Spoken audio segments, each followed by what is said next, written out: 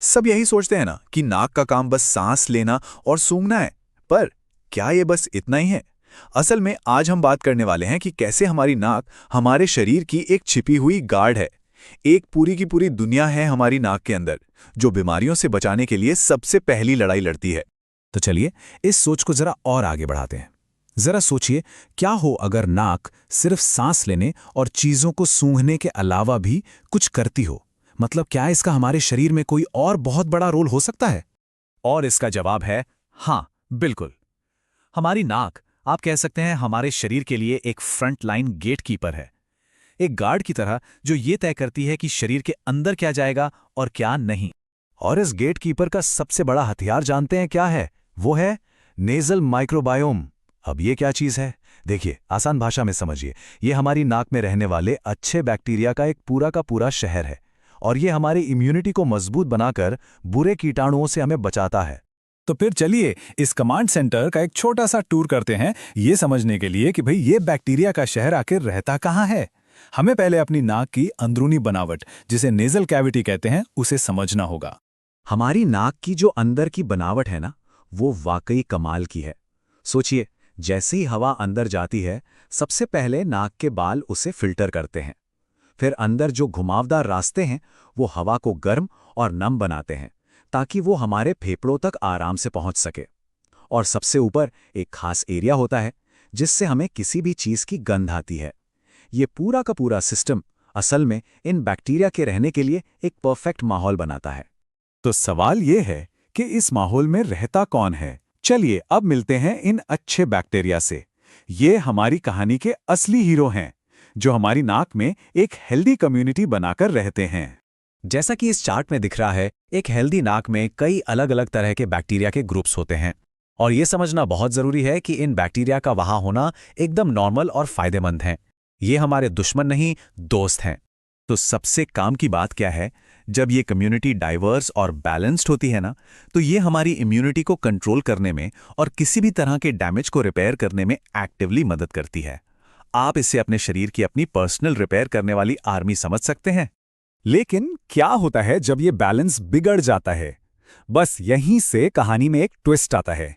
इस कंडीशन को डिसबायोसिस कहते हैं, और इसके जो नतीजे हैं वो काफी सीरियस हो सकते हैं। यहां पर फर्क बिल्कुल साफ है। एक तरफ देखिए एक हेल्दी नाक, जहां ढेर सारे अलग अलग तरह के बैक्टीरिया हैं जो हमें प्रोटेक्ट कर रहे हैं, और दूसरी तरफ है डिसबायोसिस की हालत, जहां अच्छे बैक्टीरिया कम हो जाते हैं, सूजन बढ़ जाती है, और जो बुरे कीटाणु हैं उन्हें फलने फूलने का पूरा मौका मिल जाता है। और पता है, नाक का ये इम्बैलेंस सिर्फ नाक तक ही नहीं रहता, इसका असर हमारे पूरे शरीर पर पड़ता है। और ये कुछ ऐसी बीमारियों से जुड़ा है जिनके बारे में जानकर शायद हैरानी होगी। जरा इस टेबल को देखिए। रिसर्च ये बताती है कि नाक के बैक्टीरिया का बिगड़ा हुआ बैलेंस सिर्फ साइनोसाइटिस, एस्थमा या एलर्जी नहीं, बल्कि कान के इन्फेक्शन, सिस्टिक फाइब्रोसिस और यहां तक कि पार्किंसंस जैसी ब्रेन की बीमारी के डेवलपमेंट में भी एक रोल प्ले कर सकता है। पर यह मुमकिन कैसे है? क्योंकि नाक एक खुला दरवाजा है। अगर यहाँ के गार्ड यानी हमारे अच्छे बैक्टीरिया कमजोर पड़ गए, तो दुश्मन कीटाणु यहाँ से शरीर के दूसरे हिस्सों में, जैसे फेफड़े, कान और यहाँ तक कि दिमाग तक भी पहुंच सकते हैं। एक उदाहरण लेते हैं कान के इन्फेक्शन का। ये स्लाइड इस पूरे प्रोसेस को बड़े अच्छे से दिखाती है। स्टेप 1, बुरे कीटाणु नाक में घुसते हैं। स्टेप 2, डिसबायोसिस की वजह से उन्हें बढ़ने का पूरा मौका मिल जाता है। और फिर स्टेप 3, वो यूस्टेशियन ट्यूब के रास्ते ट्रैवल करके हमारे कान तक पहुंच जाते हैं और वहां इन्फेक्शन फैला देते हैं। और अब आते हैं सबसे चौंकाने वाले कनेक्शन पर। देखिए, कान तक तो बात समझ आती है, लेकिन क्या नाक की हेल्थ का असर सच में हमारे ब्रेन पर भी पड़ सकता है? ये एक साइंटिफिक रिसर्च पेपर से लिया गया सीधा कोट है। इसमें लिखा है कि नाक में रहने वाले बैक्टीरिया पार्किंसंस जैसी ब्रेन से जुड़ी बीमारियों की शुरुआत के लिए जिम्मेदार हो सकते हैं। 1 मिनट के लिए सोचिए जरा। इसका मतलब ये हुआ कि हमारे ब्रेन की हेल्थ शायद हमारी नाक से शुरू होती है। तो अब सवाल ये उठता है कि हम कर क्या सकते हैं? अच्छी खबर ये है कि ये जो नई समझ हमें मिल रही है ना, ये इलाज के लिए भी बिल्कुल नए रास्ते खोल रही है। तो चलिए नाक की हेल्थ के फ्यूचर पर एक नजर डालते हैं। देखिए, अब तक हमारा फोकस हमेशा से बैक्टीरिया को मारने पर रहा है, जैसे एंटीबायोटिक्स लेकर। लेकिन शायद ये सही तरीका है ही नहीं। असली समाधान शायद बैक्टीरिया को मारना नहीं है, बल्कि अच्छे बैक्टीरिया के नेचुरल बैलेंस को वापस लाना है। मतलब हमें अपने शरीर के इस छोटे से इकोसिस्टम को खत्म नहीं करना, बल्कि उसे और बेहतर बनाना है। और ये चीज हमें एक आखिरी सवाल पर लाकर छोड़ देती है। क्या ये पॉसिबल है कि फ्यूचर में मेडिकल फील्ड का अगला बड़ा रेवोल्यूशन एक सिंपल सा नेजल स्प्रे हो जिसमें प्रोबायोटिक्स यानी फायदेमंद बैक्टीरिया हों? ये एक ऐसा सवाल है जो दवाइयों के भविष्य को पूरी तरह से बदल सकता है। नाक के बारे में सोचते ही क्या ख्याल आता है?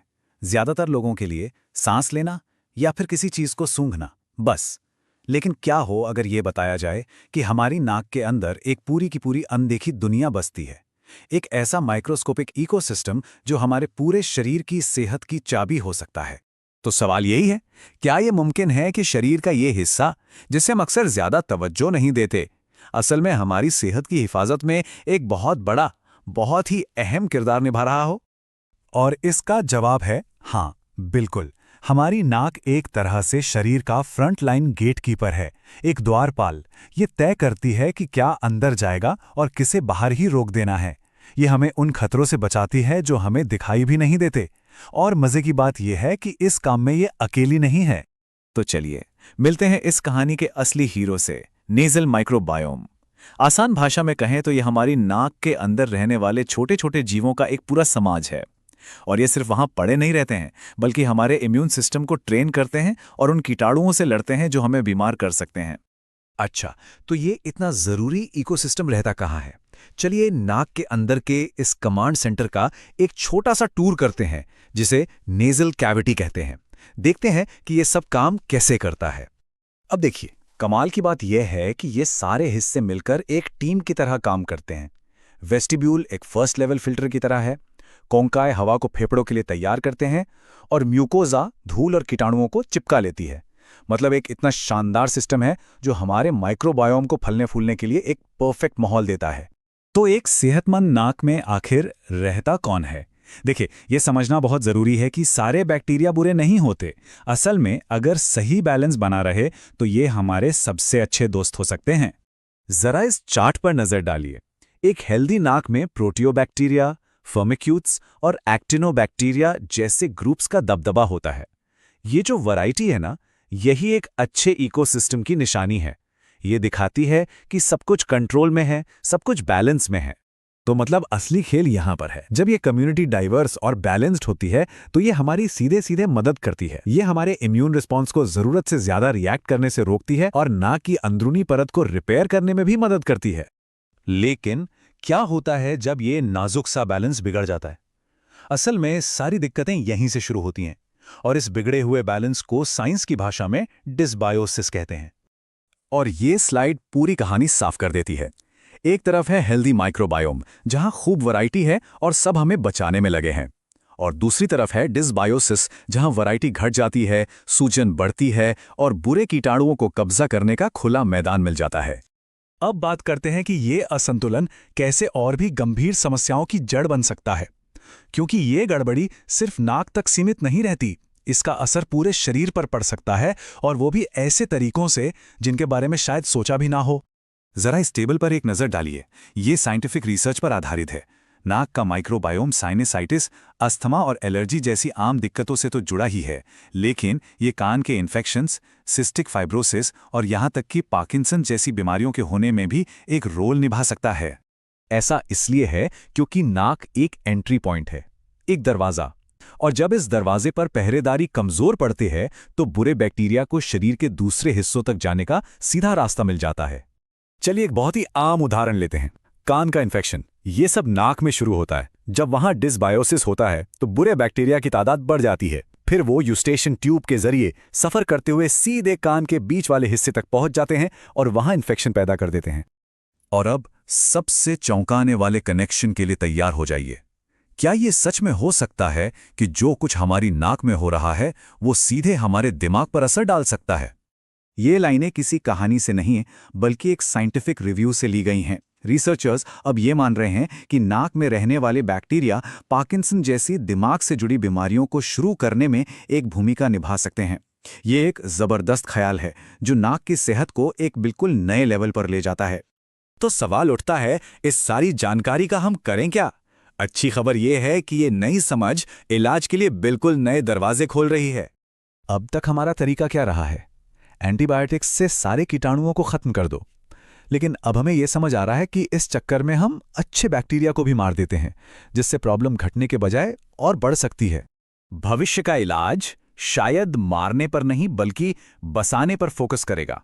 मतलब नेचुरल बैलेंस को दोबारा बनाना, अच्छे बैक्टीरिया को बढ़ावा देना ताकि वो बुरे बैक्टीरिया को खुद ही काबू में रख सकें और हमारे शरीर के अपने डिफेंस सिस्टम को फिर से मजबूत कर सकें।